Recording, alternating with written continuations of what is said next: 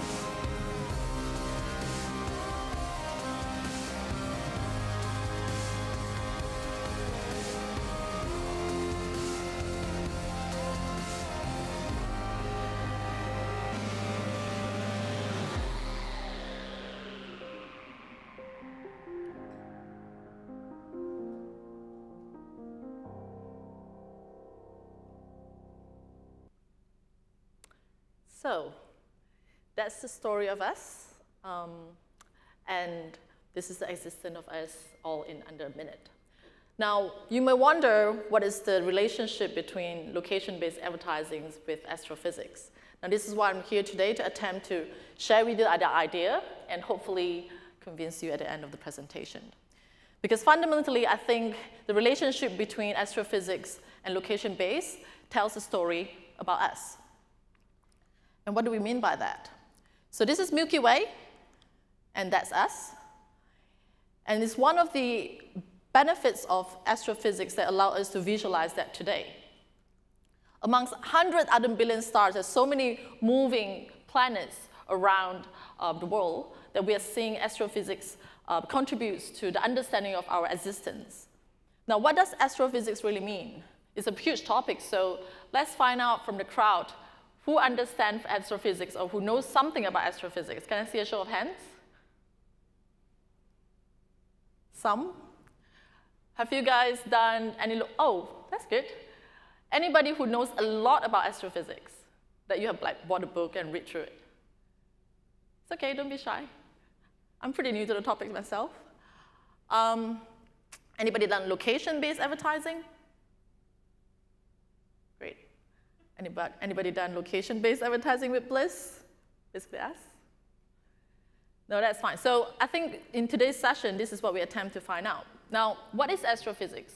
It really is the study of the universe in a branch of trying to understand the actual physics of stars, planets, the formations. It tells us a story of where we come from. It tells the elements of how elements form within stars and how those elements helped the stars to become stars and then become galaxies. Now, what scientists do and astrophysicists do is that they use those data, and through observation, they use this data then to predict what is happening now and to describe what is now, and use that to then also predict the future. So that's the fundamental. And the screen shows a phenomenon and the benefit of what we enjoy at the back of astrophysics today. So do you know what that is? Eclipse. Fantastic. And it's not just eclipse, it's actually total eclipse. 21st of August this year, across 14 states in North America, people in those states actually can experience total eclipse. And the last time that happened is about 100 years ago. A total eclipse, coast to coast, happened about 100 years ago. And astrophysics and astronomers has been doing this for thousands of years. In fact, 2,000 years ago. This is one of the oldest signs. But what it didn't do before astrophysics comes about is that they used to think this is a phenomenon as an omen. In ancient Chinese culture, we think that there are some dragons that come and eat up the stars, and we even invented a name in Mandarin to call 时日, means eating the sun, literal meaning. So we used to think that these are phenomena that we didn't understand. What astrophysics brought on is for us to understand the context of it, what happened, and what can we predict next to happen. So if you missed that back in August, there's 2 more coming up next year, one in February and one in July. So it allows us to predict when the planet is going to move. Now, these are all quite important because what it does is that it actually observes when and it observes where. And that's quite related to the location topic we're going to talk about a bit later. The other thing that astrophysicists do is that they observe asteroids and meteoroids and how they actually travel around the orbits and ensure that we know when it's going to come next, if it does. And hopefully we can do something about it. The last time it happened was about 60 million years ago. And that was the one that wiped out all the dinosaurs. Hence, we are here today. And it all began with Sir Isaac Newton. So we all know that Newton discovered gravity. But he's also the guy who did more than that. He invented the law of motions, the law of gravitations. And with that, he concluded that everything that happened in outer space, the physical laws of it also happen on Earth. And what that has to do with our topic? Because he's the guy who laid the foundations of Earth's modeling a descriptive and a predictive model. Descriptive meaning what happened. You can describe using the observations that you see. Predictive means what could happen using past data to predict futures. And as part of that, it observes the where and when again. It is heavily data-driven. And this data that we observe using past data to describe now and then to predict future is a huge foundation of what location-based advertising is about. So like astrophysics, location-based advertising is descriptive. Location data, part of the advertising that we do, is descriptive, and it can be predictive as well. Before I go into why we say that, let's cover some basic of location data. It comes in many different forms. The one you show on the screen, there's multiple of them. Not all of them come in the same type of quality. Some more accurate than the others, some more scaled than the others. But the most common ones are cell tower, Wi-Fi, and GPS. So if you want to understand which is the most accurate form, it's usually the GPS location that's the most accurate. It can tell you up to like a meter or less. Usually the ones that is most accurate as well under GPS is the one that's device initiated. So when you call an Uber to get here today or Grab, when you turn on the location feature on your phone, that is the GPS that's most accurate. Wi-Fi is really largely and widely used, so a lot of people always get connected to Wi-Fi, so there's a lot of scale, and it can be quite accurate. Once you walk out of this room, you stop connecting to the Wi-Fi and umbrella, you stop getting connected to this particular location. It has a lot of bad data that comes with it, but the filtering process for a specialist company like ourselves ensure that the Wi-Fi data can be filter out the bad ones and only use the good one. Cell tower covers area, not as accurate, but it gives you a sense of area. So what we believe is 2 locations define us somewhat. One is home, and one is work. Home usually does a good job because you reside there a pretty prolonged period of time, and you interact a lot of your media when you're at home. It allows us to understand a lot of you and the context around you at home. Whether you're single, you have a family, we can see that through a lot of devices that connect to your home location. And at work, we can then understand how you travel and when you travel. And all the places you drop between home, that you drop by between home and work gives you a sense of who else you can be and who else and what else that you're interested in. So in a nutshell, location is at the core of our identity. And this happened when people began to shape the location about 10,000 years ago. During that time, people start to domesticate animals. They started agriculture that led to growth of civilizations. And that really is the tipping point of how people began to shape location than the other way around.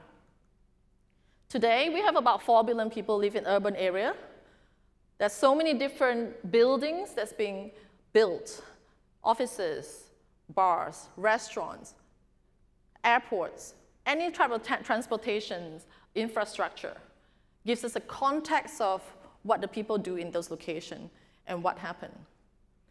And locations that become a pin in your day-to-day movement that we can observe where you are now and hopefully make sense of your environment and predict who else you could be.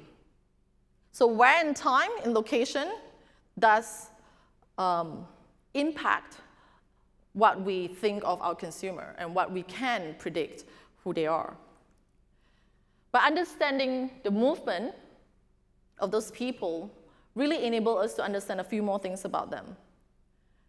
With the behavior, we can also tell their intent, and we can also tell their other identity. So this comes with a lot of scale. Since about 10 years ago, Apple launched smartphone. Today, you can buy a smartphone as cheap as $50 or as expensive as $1,600 for iPhone X that's just been launched. And whether it's a $50 phone or a $1,600 phone, it is possible for us to observe your behavior because your mobile phone is almost like the extension of your identity that you bring along with you, and you interact with it a lot. You use a lot of it to kind of go around. And it's so popular that there are cities that actually build lanes for it. That people in China, this is Chongqing, that people have to walk on lanes that is designated for just using the mobile phones. So there's no scale issues. That's the fundamental principle of that. So a day like this in Orchard Road, you see a lot of people walking around. And we can see those people are concentrated in certain areas and not so much on the other. When we layer over a map, this is what we see. This is a heat map produced by our company. On the top right corner, you can see by time. So over the period of time, you see that the density of this movement changes. Light blue is the least dense, and red is the most dense. And across, over time, you can then observe the movement of these people and this area and what's happening around them. And we can draw a lot of insights from it. So all these are behavioral insights that it tells the story of our audience. In the world of marketing today, we use a lot of different type of data. But what if I tell you a type of data that can tell you more than what you're using today, such as where do they live? Where do they work? Do they travel? How often do they travel? Which hotel do they frequent if they travel? What kind of restaurants do they go to? Where do they go on weekends? Do they shop? Which shopping centers do they go to? Are they parents? If they're parents, do they have young children? And the data that can tell you that beyond what we are used to is called movement data. We think that movement data tells you a closer story of your audiences. So the first benefit of what movement data looks like is to understand who your target audience are. Let's clarify that when you do your marketing. And where do they sit in the funnel? What's their intent? Because when you observe real-life location behavior over a period of time, looking at the frequency that the visitor's location, it does tell you intent. I'll run a scenario for you. So a user go on SG Carmart, browsing on SG Carmart. Typically, when we interact with publisher, they will give us some form of information about the users, usually demographic information. So we know that this is a male 25 to 35 users. So what do we know at this point of time? Probably an auto enthusiast. Now, I know that we're probably very tempted to say he's an auto intender because he's going to SG Carmart, but think again. Do they give us enough indication that they actually have the money to buy, or they're just browsing cars? Now, let's say this particular person now also go to a car dealership. Now, this is getting interesting because we are now seeing not just a digital behavior, but all physical behavior that go into store and they go into dealership in this particular case. So we now know they're definitely an auto enthusiast, as well as potentially an auto intender. Higher indicators, but not really confident yet.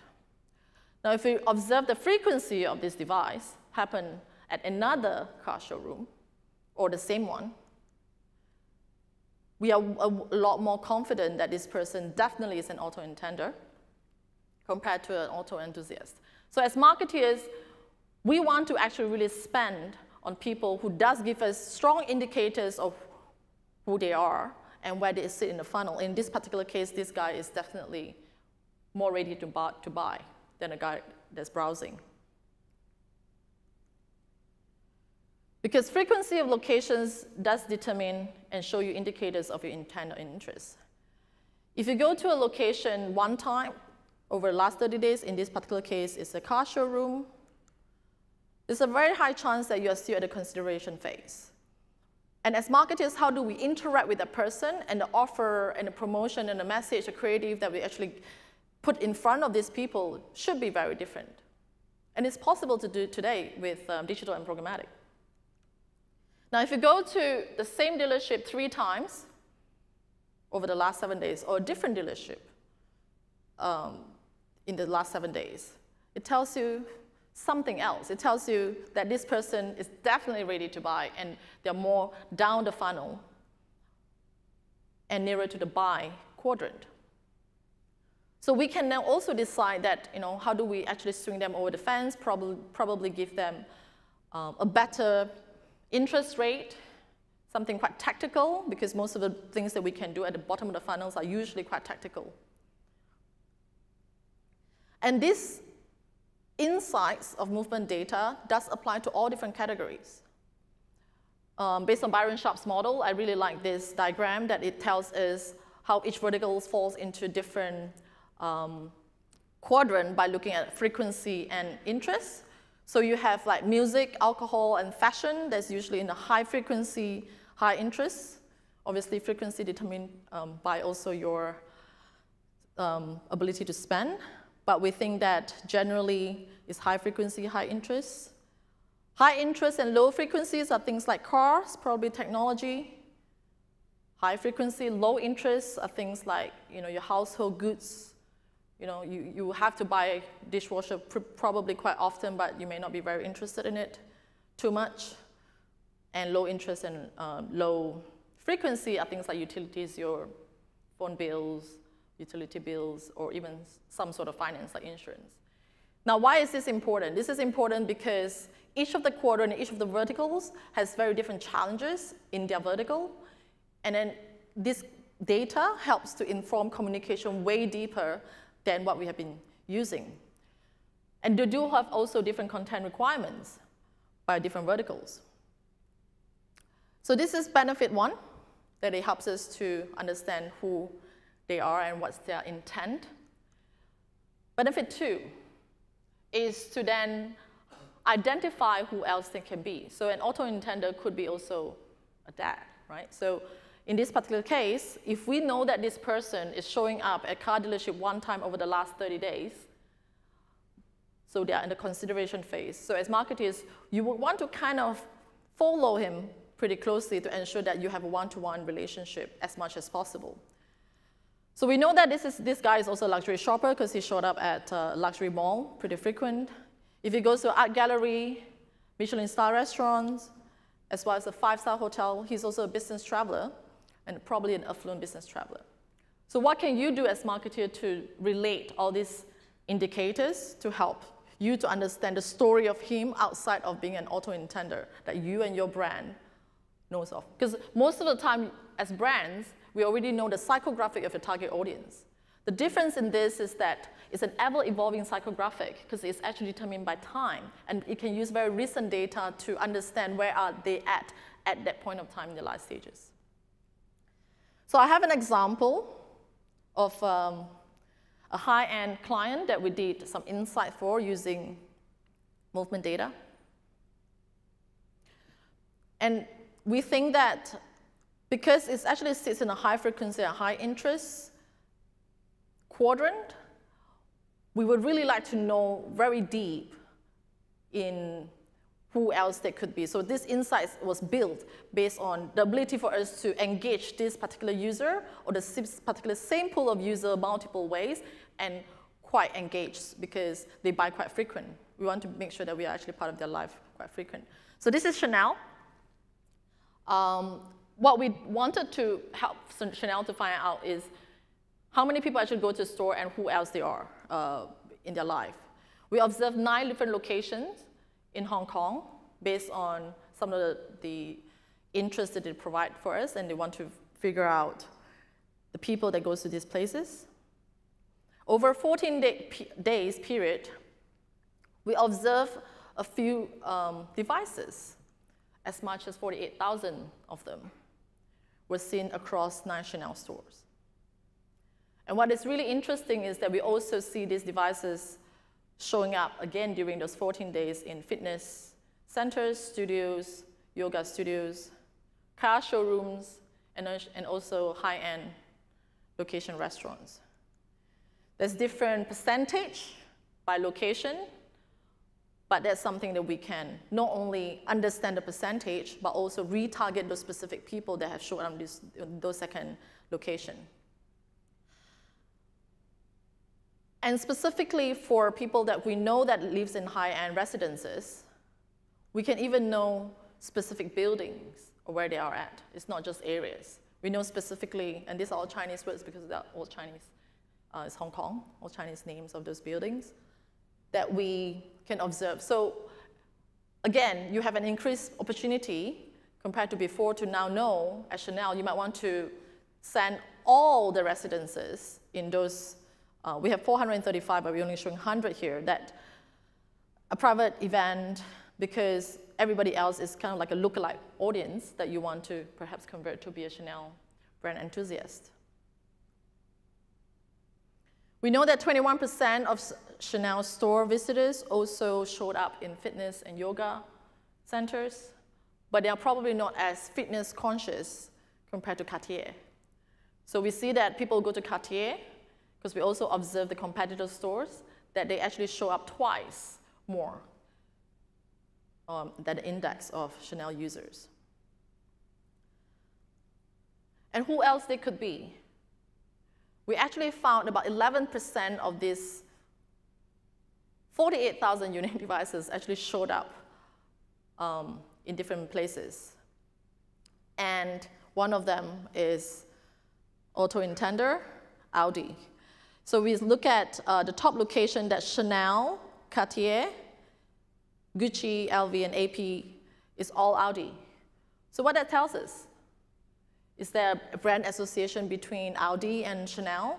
Is this something that Audi and Chanel can collaborate? The users that falls within the Chanel group could also have very similar tastes and interests, psychographic traits that these two brands shares.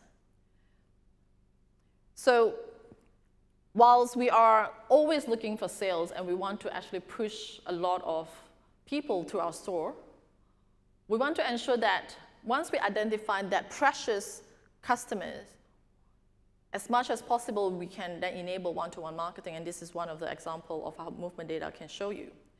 But it doesn't just stop there. Because if you use it right, it can also help you to predict the future, just like astrophysics. With the great innovation of AI, artificial intelligence, we can now develop algorithms that can predict people that show up in location into stores, how many of them and when. So we have a product and a solution, basically it's a solution that allows advertisers to tell us where they want people to go to the store and observe those. And then we only charge you based on cost per footfall, which means you only get paid when people see the ad walking through the store. So we did a campaign for a coffee shop. It's a really, really popular coffee shop. It's available in Singapore. So many different stores that we can then drive footfall to. The result was astonishing. $1.29 cost per footfall. They only pay when we drive about 9,000 over customers into store. In total, there was about 400,000 unique devices got exposed to the ad. So whilst percentage looks low, 2.21%, first of all, it's higher than any CTR in digital. Click-through rate, average click-through rate in the market is about 0.5% for mobile and 0.2% for digital. 2.2% is at least 5 to 10 times more than that. And it's actual behavior of people walking into store after they get exposed to see the ad. And what we also can tell are insights that comes with it. Which stores are more popular with people walking to store after they get seen an ad? Who went to the store? So audience insights. What kind of people generally are more gravitated to? In this particular case, we know that morning commuters, coffee drinkers, and Christmas shoppers, and this campaign was done during around Christmas time, tells us the different propensity for it. We can even tell conversion time by store. What is the best conversion time? And what is the best time to expose the ad? The time that you expose the ad is a different time that people walk through the store. So you want to know when is the best possible time when you want to show the ad so that you can then determine using AI to drive to the store and then customer pay for it. So it's a hugely successful campaign that we brought about over just $1 ROI per customer. Don't forget, this is a coffee shop, so it's a pretty low cost for coffee generally. But then the customer only pay over $11,000 for the entire campaign that they have 9,000 over new customers that we drove to. So overall, that's what I think the benefit is. If I haven't convinced you by now, I have to end it with saying, we're all made of star stuff, and this is a famous, I didn't invent this, this is a famous saying by Carl Sagan. The whole point is about really understanding the story of us and our consumer in their lives. And the more that we can engage with it, the better that we engage with it, the more they can gravitate towards our brand and with us.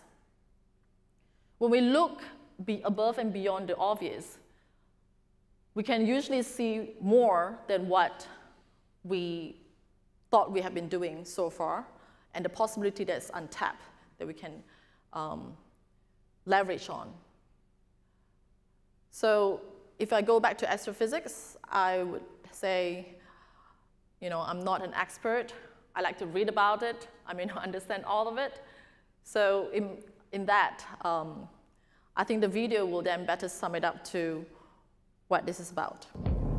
The most astounding fact is the knowledge that the atoms that comprise life on Earth, the atoms that make up the human body, are traceable to the crucibles that cooked light elements into heavy elements in their core under extreme temperatures and pressures. These stars, the high-mass ones among them, went unstable in their later years.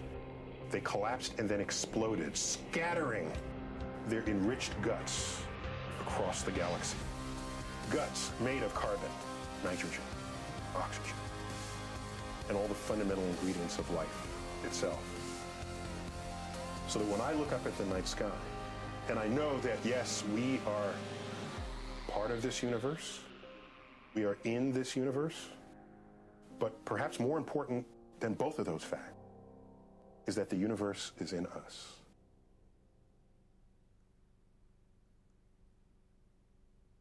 Thanks. Thank you so much, very insightful. We do have some time for some questions, so if you'd like to take a seat, Cool. we can see if there are any questions from the audience. Would anyone like to have any thoughts on that and like to ask a question? Can we get the mic down there? Would you mind introducing yourself when you get the mic? And we'll ask that first question.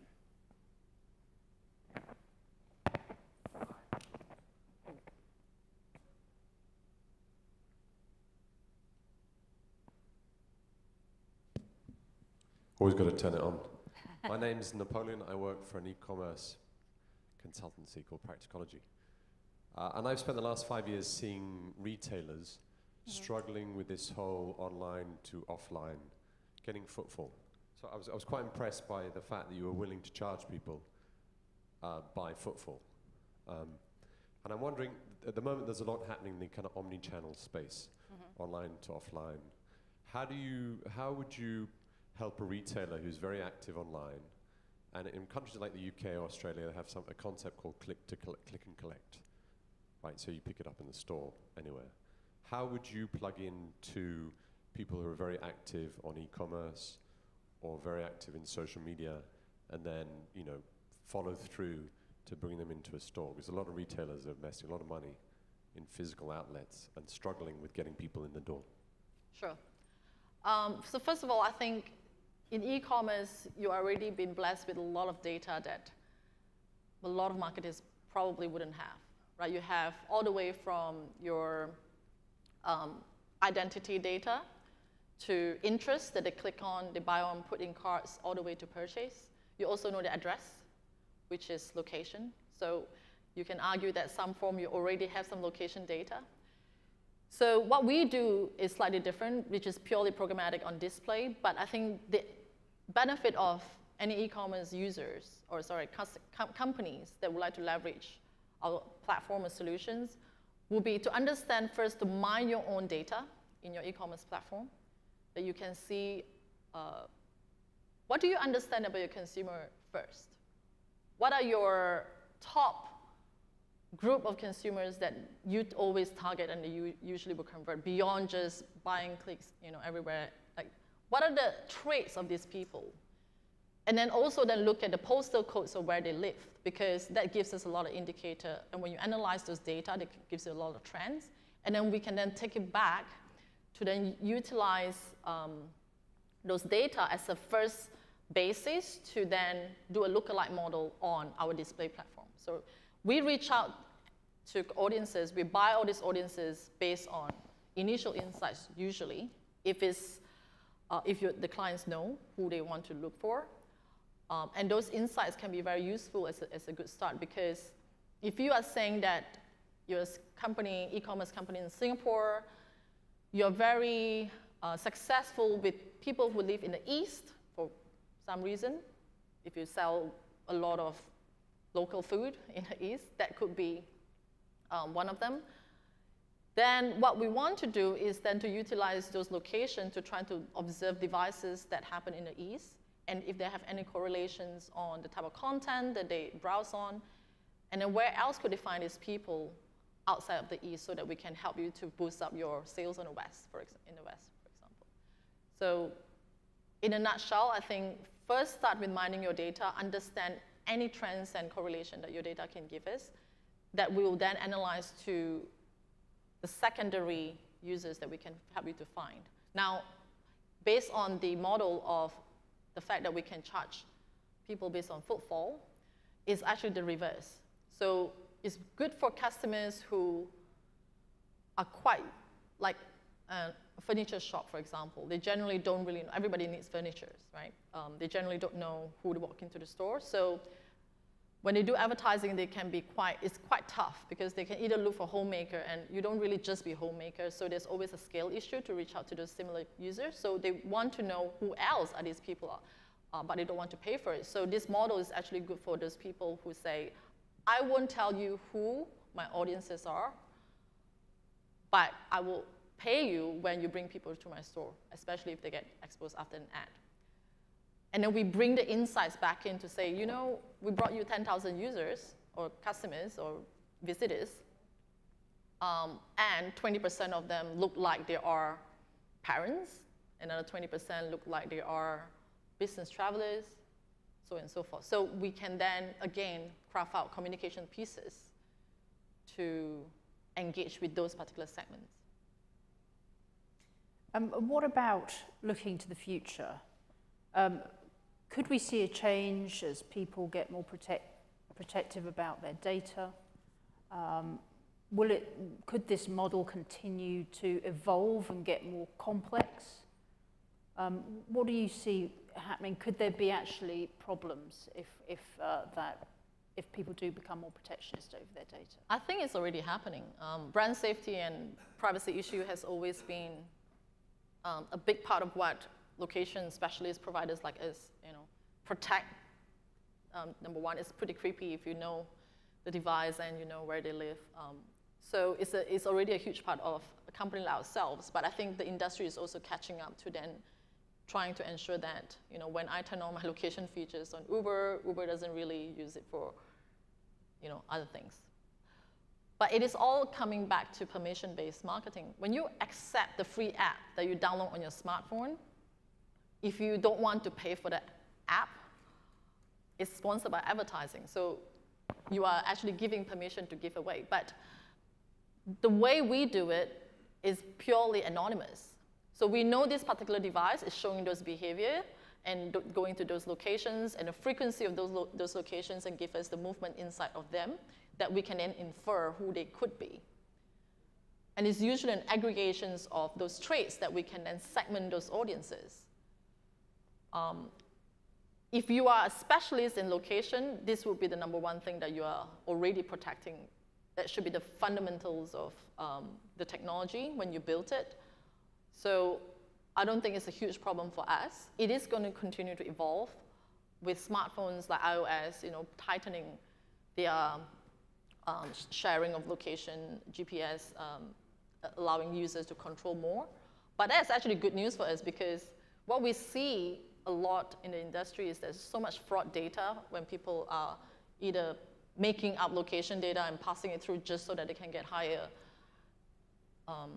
fees for it, that we have actually invented filtering process to pass out all the bad ones and then only utilize the good one and invent another technology to scale it back up, like using Wi-Fi signals and all that. So the less we need to then deal with fixing the problem, but more enhancing the benefits and investment of those technology, like launching a product like Bliss Futures that we can confidently tell our clients, we will only charge you if we bring somebody to your store after they've seen your ad.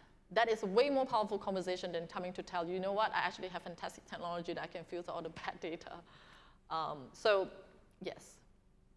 We're getting a bit short on time. Has anyone else got any other questions from the audience?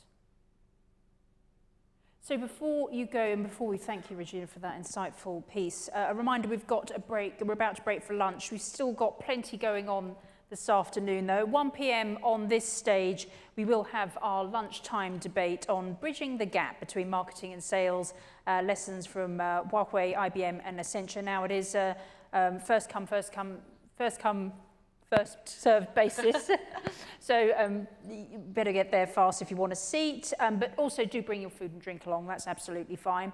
At 2 p.m. we'll reconvene in this room with a panel discussion titled Don't Be a Chameleon, How Marketers Create Consistency Across Multi-Region Markets. There'll also be more masterclasses during the lunch break, so check out your program on the Mumbrella 360 app for details on what's going on, and don't forget to explore the exhibition area if you haven't already. So in the meantime, please join me in thanking Regina for that insightful piece.